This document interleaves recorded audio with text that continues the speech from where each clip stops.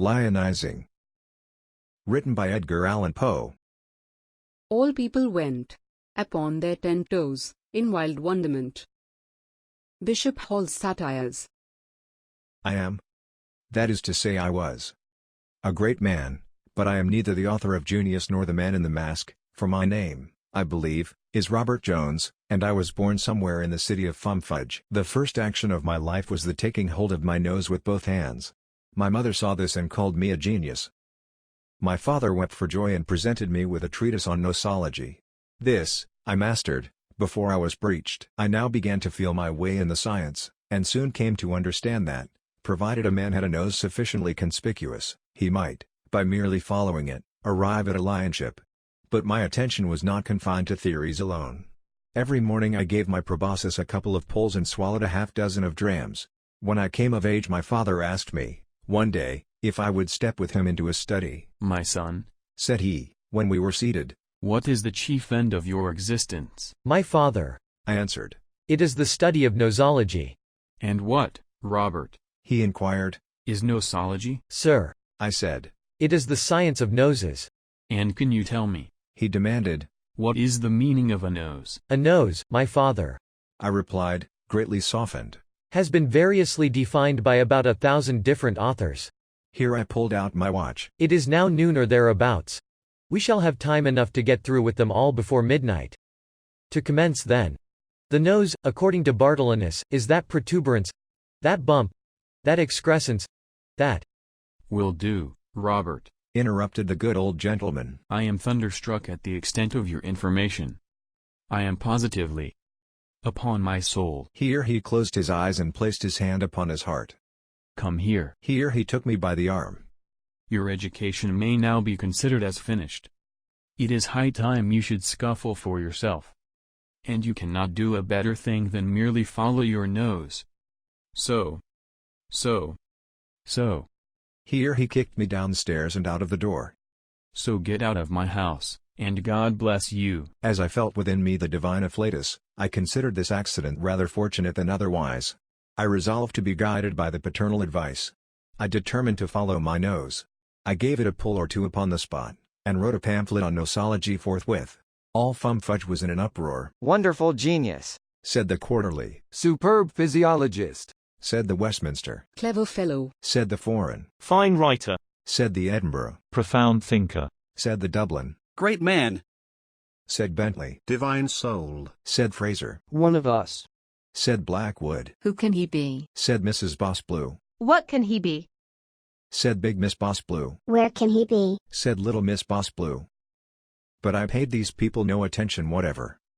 I just stepped into the shop of an artist. The Duchess of Bless My Soul was sitting for her portrait, the Marquis of So-and-so was holding the Duchess's poodle, the Earl of this and that was flirting with her salts, and His Royal Highness of Touch-Me-Not was leaning upon the back of her chair. I approached the artist and turned up my nose. "Oh, beautiful," sighed her Grace. "Oh my," lisped the Marquis. "Oh, shocking," groaned the Earl. "Oh, abominable," growled His Royal Highness. What will you take for it? asked the artist. "For his nose," shouted her Grace. 1,000 pounds, said I, sitting down. 1,000 pounds? inquired the artist, musingly. 1,000 pounds, said I. Do you warrant it? he asked, turning the nose to the light. I do, said I, blowing it well. Is it quite original? inquired he, touching it with reverence. Humph, said I, twisting it to one side. Has no copy been taken? he demanded, surveying it through a microscope. None, said I, turning it up. Admirable. he ejaculated, thrown quite off his guard by the beauty of the maneuver. 1,000 pounds,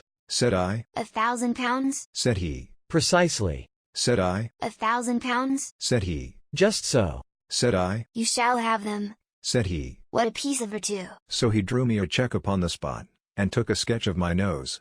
I engaged rooms in Jermyn Street, and sent Her Majesty the 99th edition of the Nosology, with a portrait of the proboscis.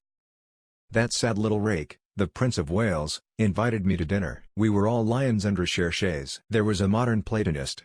He quoted Porphyry, Iamblichus, Plotinus, Proclus, Heracles, Maximus Tyrius, and Syrianus. There was a human perfectibility man. He quoted Turgot, Price, Priestley, Condorcet, de Stael, and the ambitious student in ill health. There was Sir Positive Paradox. He observed that all fools were philosophers, and that all philosophers were fools. There was aestheticus ethics. He spoke of fire, unity, and atoms, bipart and pre-existent soul, affinity and discord, primitive intelligence and homomeria. There was theologos theology. He talked of Eusebius and Arianus, heresy and the Council of Nicaea, Busseism and consubstantialism, homousios and homoousios. There was fricassee from the Rocher de Cancale. He mentioned muratin of red tongue, cauliflowers with velouté sauce, veal à la Saint Menehould, marinade à la Saint Florentine, and orange jellies and mosaic. There was bibulus a bumper. He touched upon Latour and Mark Brunnen, upon Musa and Chambertin, upon Richbourg and St. George, upon Haut-Brion, Leonville, and Medoc, upon Barretz and Priegnac, upon Grave, and upon St. Péray. He shook his head at Claude Rougeot, and told, with his eyes shut, the difference between Sherry and Amontillado. There was Signor Tintintintino from Florence.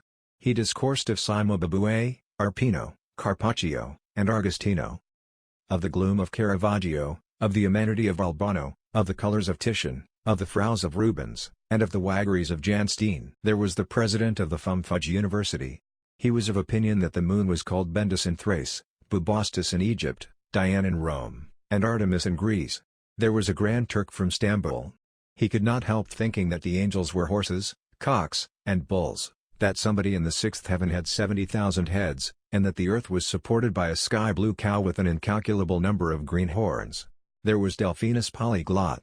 He told us what had become of the 83 lost tragedies of Aeschylus, of the 54 orations of Isius, of the 391 speeches of Lysias, of the 180 treatises of Theophrastus, of the 8th book of the conic sections of Apollonius, of Pindar's hymns and dithyrhambics, and of the 45 tragedies of Homer Jr. There was Ferdinand Fitzfossilis Felspar. He informed us all about internal fires and tertiary formations, about aeriforms, fluidiforms, and solidiforms, about quartz and marl, about schist and schorl, about gypsum and trap, about talc and calc, about blende and hornblende, about mica slate and pudding stone, about cyanide and lepidolite, about hematite and tremolite, about antimony and chalcedony, about manganese and whatever you please. There was myself. I spoke of myself. Of myself, of myself, of myself. Of nosology, of my pamphlet, and of myself. I turned up my nose, and spoke of myself. Marvelous clever man, said the prince. Superb, said his guests. And next morning her grace of bless my soul paid me a visit. Will you go to Armax, pretty creature? She said, tapping me under the chin. Upon honor, Said I. Nose and all? She asked. as I live. I replied. Here then is a card, my life. Shall I say you will be there? Dear Duchess, with all my heart. Sure, no. But with all your nose? Every bit of it, my love. Said I. So I gave it a twist or two, and found myself at Almack's. The rooms were crowded to suffocation. he is coming. Said somebody on the staircase. He is coming. Said somebody farther up. He is coming. Said somebody farther still. He is come. Exclaimed the Duchess. He is come, the little love. And, seizing me firmly by both hands, she kissed me thrice upon the nose. A marked sensation immediately ensued. Diavolo. Cried Count Capricornutti. Mille tonnerres. Ejaculated the Prince de Grenouille. Tous en teufel. Growled the Elector of Blood-Enough. This was not to be borne. I grew angry. I turned short upon Blood-Enough. Sir, Said I. you are a baboon. Sire. He replied, after a pause. Donner uitblitzen. This was all that could be desired. We exchanged cards. At Chalk Farm, the next morning, I shot off his nose. And then called upon my friends. Bête. Said the first. Fool. Said the second. Dolt. Said the third. F's, Said the fourth. Ninny. Said the fifth. Noodle. Said the sixth. be off. Said the seventh. At all this I felt mortified, and so called upon my father. Father, I said. what is the chief end of my existence? My son, He replied. it is still the study of nosology, but in shooting off the elector's nose you have overshot your mark. You have a fine nose, it is true, but then Blood-Enough has none. You are damned, and he has become the hero of a day. I grant you that in Fumfudge the greatness of a lion is in proportion to the size of his proboscis. But, good heavens! There is no competing with a lion who has no proboscis at all.